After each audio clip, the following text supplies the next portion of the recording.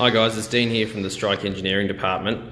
Just a new development that we've got here, or a new addition that you can add to a tablet cradle, is this switch in the base here which detects the presence of a device in the cradle.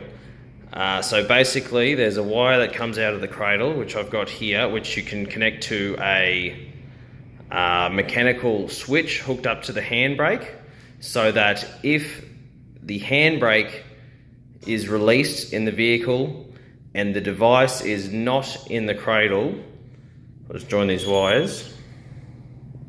A bit difficult with one hand, excuse me.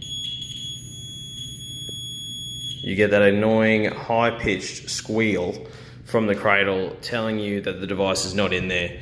Now we find this is important for situations where it is mission critical that the device is in the vehicle at all times, so no one can forget their device and drive away without the device in there. So I'll now just put this down into the cradle, joining these wires, which would be the handbrake releasing, and nothing happens. So that's obviously because the device is in there. So new development, device missing alarm for your cradle. Let us know if you're interested. Thanks guys.